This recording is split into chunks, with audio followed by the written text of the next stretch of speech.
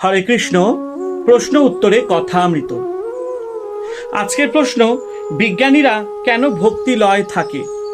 এই প্রশ্নের উত্তরে ঠাকুর শ্রী রামকৃষ্ণ পরমহংসদেব বলেছেন, বিজ্ঞানী কেন ভক্তি লয় থাকে, এর উত্তর এই যে আমি যায় না। সমাধি অবস্থায় যায় বটে, কিন্তু আবার এসে পড়ে। আর সাধারণ জীবের অহং যায় না। অসত্য গাছ কেটে দাও, আবার তার পরদিন ফেকরি বেরিয়েছে।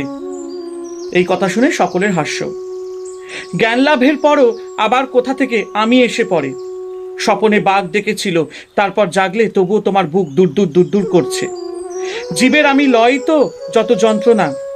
গরু হাম্বা, আমি হাম্বা, আমি করে, তাই তো অত যন্ত্রণা। লাঙলে জোরে রোদ বৃষ্টি গায়ের উপর দিয়ে যায়, আবার কষাইয়ে কাটে, চামড়ায় জুতো হয়, ঢোল হয়, তখন খুব পেটে। সবার হাস্য। তবু নিস্তার নাই। শেষে নারী ভুঁড়ি থেকে তাঁত তৈয়ার হয়, সেই তাঁতে ধুনুরির যন্ত্র হয়। তখন আর আমি বলে না, তখন বলে তুহু তুহু, অর্থাৎ তুমি তুমি। যখন তুমি তুমি বলে তখন নিস্তার, হে ঈশ্বর আমি দাস, তুমি প্রভু, আমি ছেলে, তুমি মা।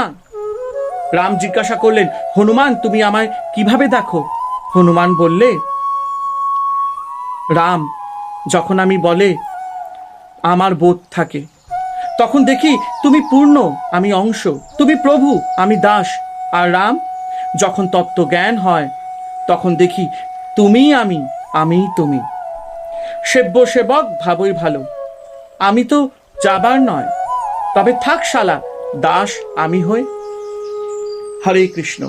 জয় ঠাকুর শ্রী রামকৃষ্ণ পরমহংসদেবের জয়।